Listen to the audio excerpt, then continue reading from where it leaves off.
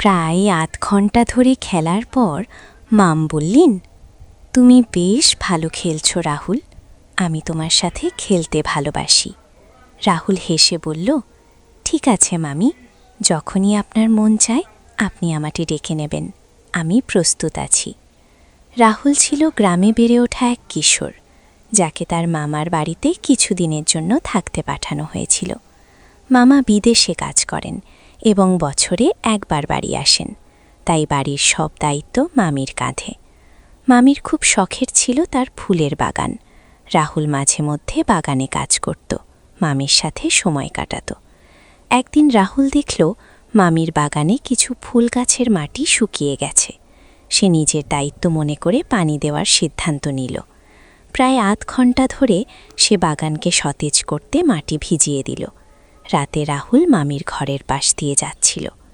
তখন শুনতে পেল মামা ও মামির মধ্যে কিছু আলোচনা চলছে। মাম মৃদু কণ্ঠে বলছিলেন, তুমি তো বিদেশে থাকলে আমি একা হয়ে যাই। মামা বললেন, আমি চেষ্টা করি যতটা সম্ভব সময় কাটাতে, তবে কিছু কাজ থাকে। মামির গলায় কিছুটা অভিমান ছিল। তুমি বছরে একবার আসো, তবুও যেন ঠিকমতো সময় দিতে পারো না। আমি এখন একা, কার সঙ্গে সময় কাটাবো? মামা হাসি মুখে বললেন, খেলতে চাইলে তুমি রাহুলের সাথে খেলো, সে তো এখন বড় হয়ে গেছে। পরদিন সকালে রাহুল বাগানে কাজ করছিল। মামি এসে বললেন, রাহুল, তুমি কি একটু খেলা করবে আমার সাথে?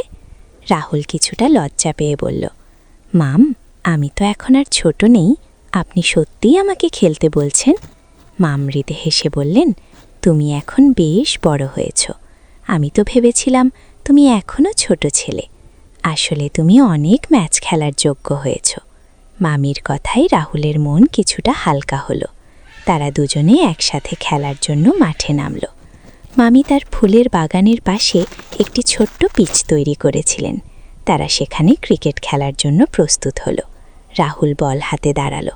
মামি ব্যাট হাতে নিয়ে বললেন, দেখো, আমি কিন্তু ভালো ব্যাটিং করতে পারি। রাহুল হাসল, বল করল এবং মাম দারুণভাবে বলটি মাঠের বাইরে পাঠালেন। খেলাটা চলল আর দুজনেই অনেক মজা পেল। প্রায় আধ ঘন্টা ধরে খেলার পর মাম বললেন, তুমি বেশ ভালো খেলছো রাহুল, আমি তোমার সাথে খেলতে ভালোবাসি। রাহুল হেসে বলল, ঠিক আছে মামি, যখনই আপনার মন চায় আপনি আমাকে ডেকে নেবেন, আমি প্রস্তুত আছি। রাহুলের সঙ্গে প্রতিদিন খেলার পর মাম যেন নতুনভাবে জীবনের রং খুঁজে পেলেন। তাদের প্রতিদিনের ক্রিকেট ম্যাচগুলো কেবল খেলাই নয়, দুজনের জন্যই একটি নতুন বন্ধনের সূচনা। মামার অনুপস্থিতিতে রাহুল যেন ধীরে ধীরে মামিকে মানসিকভাবে সাহস দিতে লাগল। খেলাধুলার মধ্যে তাদের সম্পর্কের গভীরতা বাড়তে থাকল।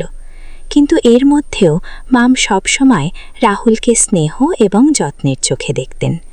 একদিন দুপুরবেলা খেলার সময় রাহুল লক্ষ্য করল যে মাম কিছুটা উদাসীন মনে বসে আছেন। তার হাসি এবং চঞ্চলতা সেদিন কম ছিল। রাহুল জিজ্ঞাসা করল, মাম, আপনি কি কিছু নিয়ে চিন্তিত? আজ আপনার মনটা ভারী লাগছে। মাম মৃদু হেসে বললেন, না রে, তেমন কিছু না, শুধু মাঝে মাঝে একা থাকলে কিছু পুরনো কথা মনে পড়ে যায়। তুই থাক, আমার দিনগুলো সুন্দর কেটে যায়, কিন্তু তোর মামা তো বেশিরভাগ সময় বাইরে থাকেন। রাহুল কিছুটা অসহায় বোধ করল। সে বুঝতে পারছিল যে মামি একজন জীবন্ত প্রাণবন্ত মানুষ হলেও তার ভেতরে একটা অভাব রয়েছে, একটা একাকিত্ব, যা সহজে পেটানো যায় না। রাহুল তখন মামিকে সান্ত্বনা দিতে বলল, মাম, আপনি একা নন, আমি সবসময় এখানে থাকব, আর খেলাধুলার জন্য তো সবসময় তৈরি আছি। মামির মুখে মৃদু হাসি ফুটে উঠল, তুই খুব ভালো ছেলে রাহুল, তোর সঙ্গে সময় কাটাতে পেয়ে আমি সত্যিই আনন্দিত। পরের কয়েকদিন ধরে তাদের খেলাধুলা আরও জমে উঠল। তবে এর মাঝেও রাহুল অনুভব করল যে মাম মাঝে মাঝে গভীরভাবে চিন্তিত থাকেন। তার চোখে একটা অজানা দুঃখ লুকিয়ে থাকে, যা তিনি সরাসরি প্রকাশ করেন না। একদিন যখন তারা খেলা শেষ করে ঘরে ফিরছিল, মাম হঠাৎ বললেন, রাহুল, তুই কি ভাবিস কখনো জীবন এতটা সহজ নয় যেমনটা আমরা ছোটবেলায় ভাবতাম? বড় হলে সব কিছুই পাল্টে যায়। রাহুল কিছুটা অবাক হয়ে বলল, কেন মামি, আপনি কি বলতে চাইছেন সব ঠিক আছে তো? মামি মৃদু দীর্ঘশ্বাস ফেলে বললেন, তোর মামা বিদেশে কাজ করেন, তিনি আমাদের ভালো রাখার জন্য সব কিছু করেন, কিন্তু তবুও আমার মনে হয় আমি অনেকটা একা। এত বছর ধরে এভাবেই কাটাচ্ছি। মাঝে মধ্যে মনে হয় কেউ যদি আমার অনুভূতিগুলো বুঝতে পারত। রাহুল চুপ করে শুনছিল।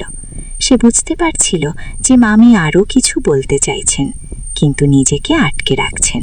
তার মন যেন দ্বিধায় ভরা ছিল। রাতের খাবার পর রাহুল তার ঘরে গিয়ে শুয়ে পড়ল, কিন্তু তার মন ছিল অশান্ত। মামিকে এমনভাবে দেখার পর সে চিন্তায় পড়ে গেল। সে ভাবতে লাগল কিভাবে মামিকে খুশি করা যায়, কিভাবে তার একাকিত্ব দূর করা যায়। পরদিন সকালে রাহুল ঠিক করল মামিকে কিছুটা নতুন আনন্দ দিতে হবে। সকালে মাম যখন বাগানের ফুলের গাছগুলো পরিচর্যা করছিলেন, রাহুল এসে বলল, মাম, আজ একটা নতুন কিছু খেলব, চলুন না আমরা একটা টুর্নামেন্টের মতো কিছু করি। আমি আপনার জন্য একটা চমক রেখেছি। মামি অবাক হয়ে জিজ্ঞাসা করলেন, কি চমক রাহুল? কি করছিস তুই? রাহুল হাসল, আপনি অপেক্ষা করুন, আমি সব ব্যবস্থা করছি। আজকের দিনটা আপনার জন্য একটু বিশেষ হবে। মামি কিছুটা আশ্চর্য এবং আনন্দিত হলেন।